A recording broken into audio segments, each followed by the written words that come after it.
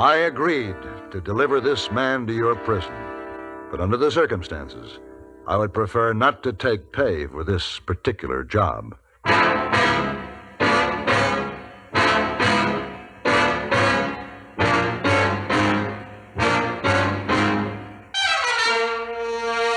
Have Gun, Will Travel. Starring Mr. John Dehner as Paladin. San Francisco, 1875. The Carlton Hotel, headquarters of the man called Paladin.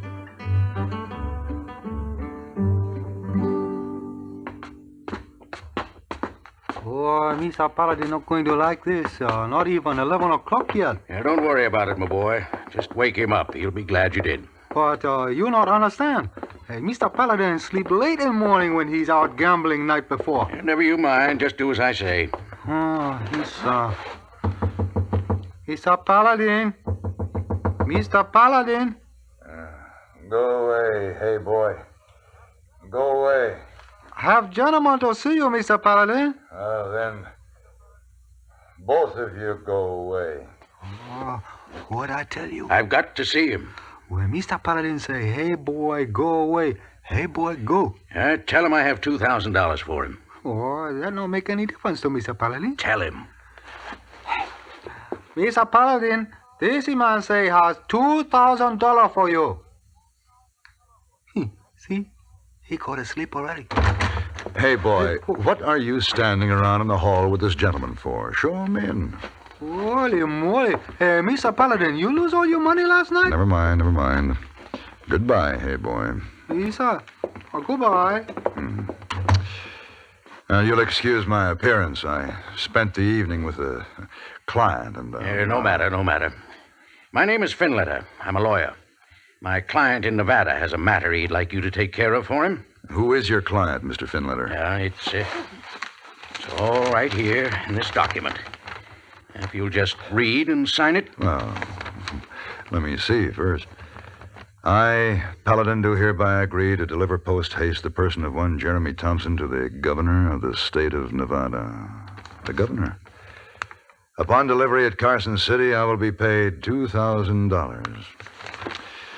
Well, Mr. Finletter, I'm not a bounty hunter, nor am I a lawman. I don't transport prisoners. Mr. Paladin, I forgot to mention there's $1,000 expense money payable immediately. And why doesn't the governor use his law enforcement officers to do this job? It's a somewhat delicate matter, personal matter between the governor and this Jeremy Thompson. I see. There's also the fact that no jail nor any officer has been able to hold Thompson for any reasonable length of time. Can he be so bad as all that? I'll let you judge for yourself. Wilson? Oh, Wilson. He sent along a pair of special handcuffs. Here's the key. Yes. The governor does well to be cautious. He certainly is a vicious-looking devil. Mr. Paladin, that's Wilson you're looking at. That's what... Oh, I'm sorry. The other gentleman is Jeremy Thompson. Hello, Jack. It's me, all right. And the governor is willing to pay $2,000 for this boy? Now, if you'll just sign this paper, Mr. Paladin. All right, but I feel like I'm stealing the governor's money. We're glad you think so, sir. Unshackle him, Wilson. Oh, now, just a minute. I didn't know I would take charge of him now. I'm afraid he's your responsibility now, sir. Oh, and by the way, Mr. Thompson has an accomplice whom no one has seen, Mr. Paladin. You just might have your hands full. Good day, sir. Come along, Wilson. Yeah. Well, Thompson, I haven't even had my breakfast yet. Oh, neither has I, matey. Order up for two, huh?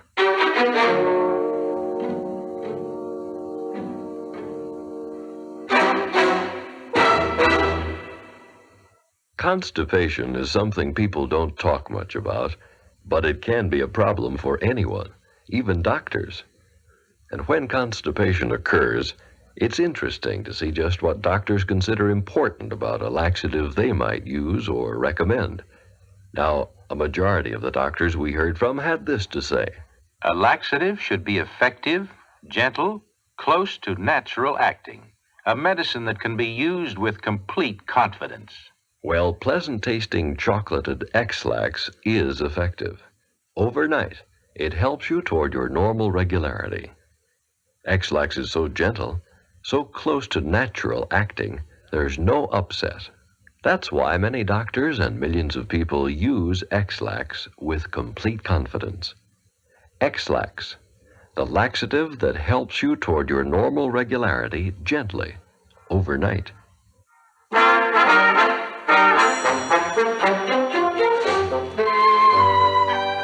Over breakfast, my cherub-faced prisoner announced that he was certain that his partner would never allow me to get him as far as Carson City. We took the inland stage, and by the time we reached Elk Grove, some 40 miles from San Francisco, the passengers had dwindled down to 2 people besides Thompson and myself. One was a very old woman with a staring eye that was hard to ignore. The other was a portly whiskey drummer whose red face marked him as his own best customer. Say, lady, ain't I seen you somewhere before? Disgusting is what I call it. Handcuffing his own son. I said, ain't I seen you somewhere? San Francisco or somewhere? When I was a girl, my father shot a man used to handcuff his son. The old gouger thinks I'm your son, Paladin. She must be blind as well as deaf. I could swear I know that lady from somewhere. Oh, officer, my name is Pierpoint. What's yours? Paladin. Where are you taking your prisoner to, Mr. Paladin? Boy is handsomer than you are. He's a prisoner, ma'am. Not my son. Thought so. Has your eyes. Close set like. Buy yourself out of that one, matey. Mother must have been fair. Gave him the look. Sorry I set the old girl off, Mr. Paladin. Usually don't talk to ladies on these trips. Get them started, you can't shut them up. It's all right. I thought I'd seen her face somewhere, though. I go all the way to Well, dinner. there she goes again. Lillian will be there to meet me. Lillian's my daughter. Oh there. What now? How's that? What'd he say? Anyone catch that? Driver, what are we stopping there for? I just ain't nowhere at all. I don't know. Anybody know why we're stopping? Driver, what's the matter? We got bad news, folks. Have a horse that's running lame. We'll have to stop and rest him. What's he saying? A lame horse, ma'am. I knew it. I wanted Lillian to marry a blacksmith once, but do you suppose she'd listen to me? Whoa. Oh, it's hotter than the hinges of Hades, driver. Tried to get as close to that tree as I could. Now, you folks can all sit there until we're ready to go again. These dang things never break down in town. Ain't you going to help a lady down? Lady, I didn't bring you. Get yourself down. I'll give you a hand, Mum. Now, how do you know I didn't buy off the driver, Paladin? Maybe my partner's to meet us here. Out you go, Thompson. All right, matey. Don't get your dander up. Never get to Nevada this way. Oh, Lillian's probably worried to death about me. We'll sit here, Thompson. Here, old girl, take a swig of this. Things won't look so bad. That's mighty kind of you.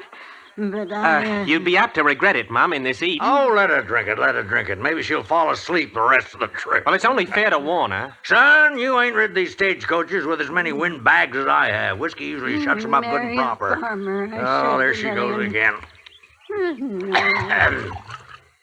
Want to snort of this, Paladin? No, thanks, Mr. Pierpoint. How about you, sonny boy? Your tongue must be about to dry up and fly away. No thanks, mate. My old mother told me not to touch the stuff. Lillian had a strong mind for a long time. She came that'll help home some. with a buffalo hunter one time. Any of you ever smelled a buffalo hunter? Tell us, Mother, what did he smell like? Yes, he certainly did. Folks, I can't push that horse anymore. We're going to have to spend the night here. Oh, no. Driver, how soon are you going to unhitch your horses? Right away. Why? I thought I'd shackle my prisoner to one of your wheels. He'll be safe that way. All right with me. Lillian soon saw the error of her ways. My good man, let me taste that whiskey.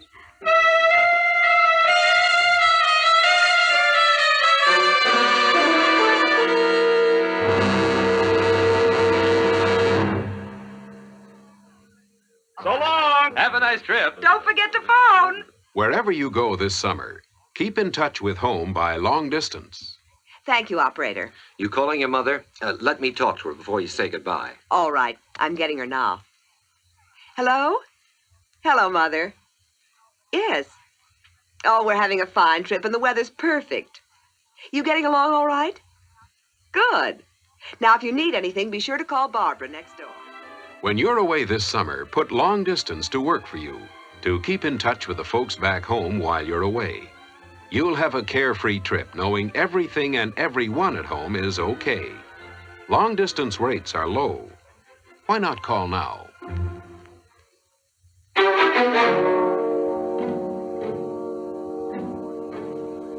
I watched the old lady tip the bottle to her lips. Then I looked at the boy's face. He was watching the woman, agonizingly. In that moment, Jeremy told me more than he ever intended. I fastened him to the stagecoach wheel, the handcuff passing over the iron band so there was no chance of his getting away. When night fell, I made a bed for him in the road beside the wheel. I made my own bed nearby and laid down to sleep. But it was no use. Oh, no. There, boy. E-I-E-R-P-O. Oh, can't sleep, eh? With those two? Oh, she promised she'd never touch a drop of it again. Is she your partner, boy? Aye. It's her. Who is she? She's me mother. Your mother? Did you ever hear of Jenny Birdwell? Jenny Birdwell? The same. Oh, it doesn't make any difference now. Let the governor hang me. She said she'd never touch it again. I saw Jenny Birdwell 20 years ago in Boston. Our American cousin? Yeah, she was wonderful.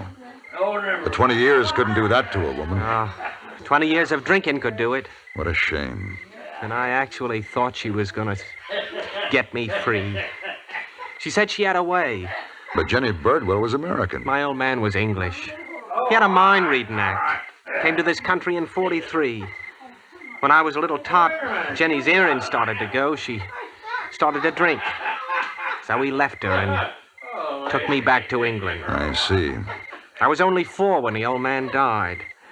His sister had to raise me. When I thought I was grown enough, I came over here to look for Jenny. How did you happen to find her? Oh, I spent 3 years looking. I found her, all right. On the Barbary Coast.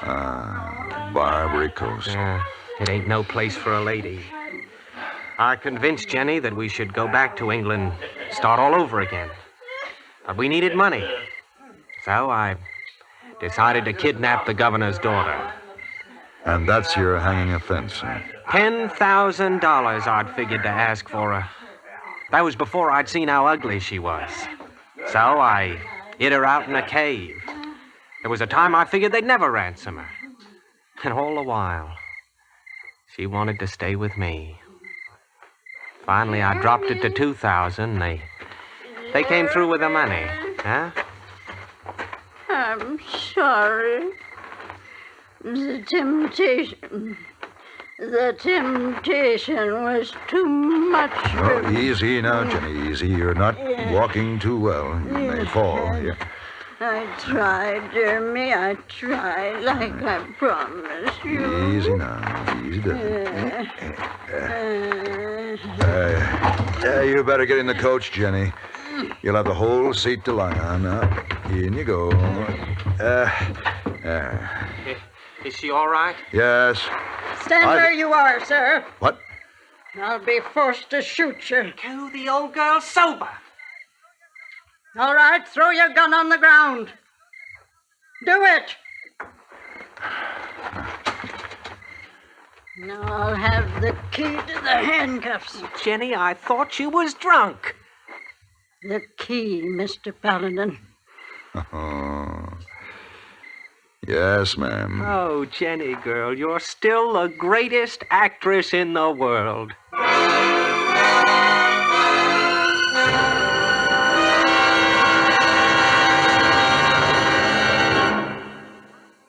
Angie, I can't believe you papered this room. I did. Just followed one of those how-to-do-it books. Fred didn't help you? Lately, he's had nagging backache with sleepless nights and feels worn out. A person doesn't feel up to much with backache. Better tell him to try Doan's pills. Good advice. That's Doan's pills, an analgesic and mild diuretic to the kidneys. Nagging backache, also headache, dizziness, and muscular aches and pains, may come on with overexertion, emotional upsets, or everyday stress and strain. Doan's pain-relieving action is often the answer, and they also offer mild diuretic action through the kidneys. So if nagging backache is making you feel worn out, tired, and miserable, with restless, sleepless nights, don't wait. Try Doan's pills, used successfully by millions for over 60 years. See if they don't bring you the same welcome relief. Get Doan's pills today. To save money, buy Doan's big economy size.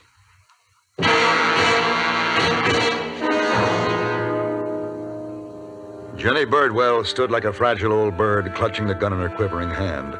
Her face mirrored great pride as she told her son she had only pretended to swallow the liquor. While she held the whiskey drummer and the driver at gunpoint, Jeremy handcuffed me to the wheel. Then he rounded up the two best horses and they rode off. The drummer found a pistol in his bag and shot the handcuffs free. I mounted a horse and rode in the direction they had gone. By morning, their trail led towards an abandoned mountain shack. The two horses stood outside. As I rode up, Jeremy and his mother ran out.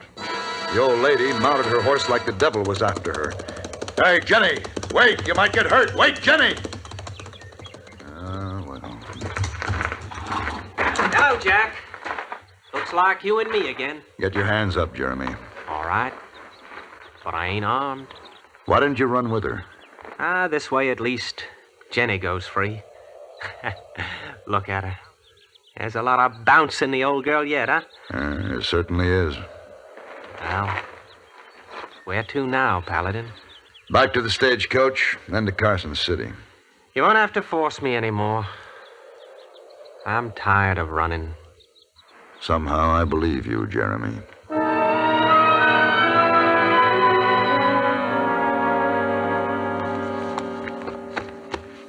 Here you are, Mr. Paladin.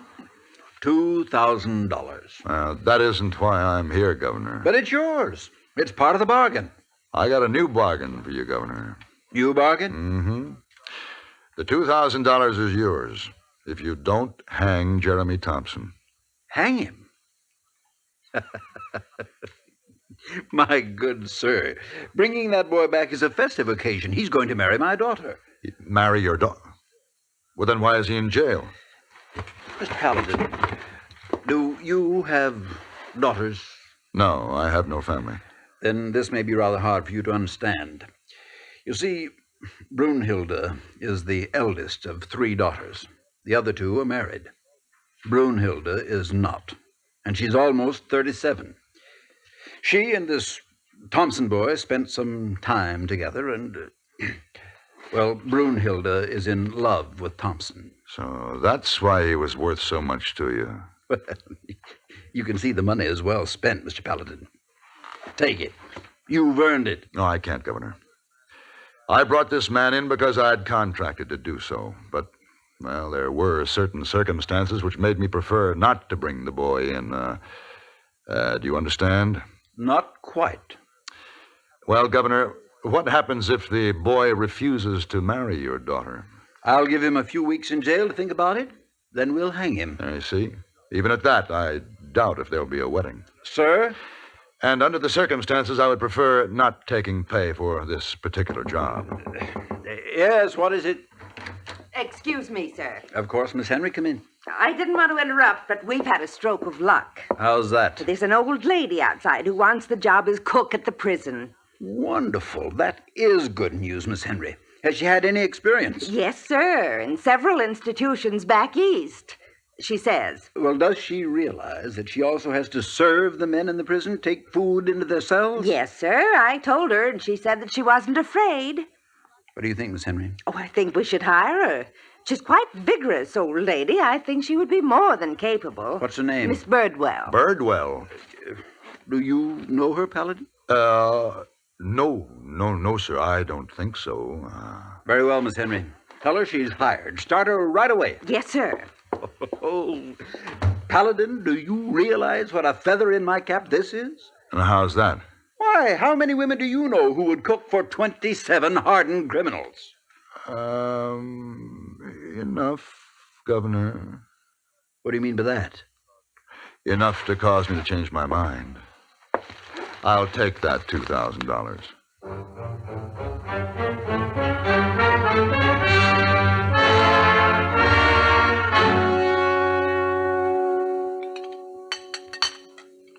Miss Wong. Pardon me.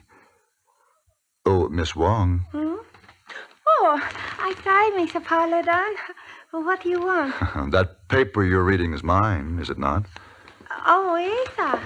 But Mr. Wong read about Tong War. Oh, terrible thing. And Hey Boy. What about Hey Boy?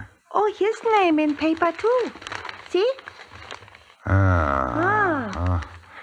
I don't understand why Hey Boy doesn't stay out of these affairs. Oh, Hey Boy, important man in Tong, has to fight. Well, one of these days, Hey Boy is going to... Hey, what's this? What's this? Carson City prison break. Oh, listen to this, Miss Wong. What's that? Last Monday at Carson City, Nevada, 27 desperate criminals made good their escape from the state prison. According to Governor Orson J. Bjorstad, they took with them as hostage an old woman who had recently been hired as a cook. Just as I expected. Mr. Paladin, what you start to say about Hey Boy? Just that one of these days, if Hey Boy doesn't stay out of these Tong wars, he's going to end up in jail. Isa, maybe you better talk to him, Mr. Paladin. Well, if you think it'd do any good. And when you go downstairs, tell Hey Boy to come up. But I want to talk to him. Oh, Isa, thank you, Mr. Paladin.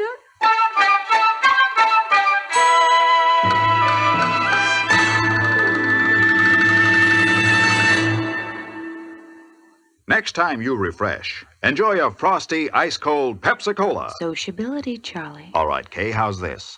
Pepsi is light, refreshes without filling. You like to refresh? Have a Pepsi right now. Well, offer it to everybody, Charlie. I will. Enjoy Pepsi at the fountain.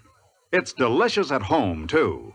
Have one at lunch or with a snack. Charlie. At the beach or at dinner. Wherever you go, wherever you're thirsty, Pepsi is there. It's here, too, in our Be Sociable song. Be sociable, look smart, keep up to date with Pepsi. Drink light, refreshing Pepsi. Stay young and fair and debonair. Be sociable, have a Pepsi.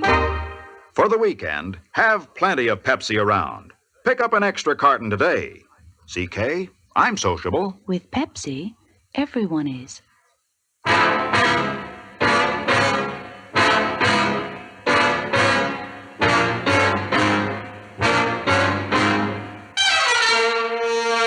Have Gun, Will Travel.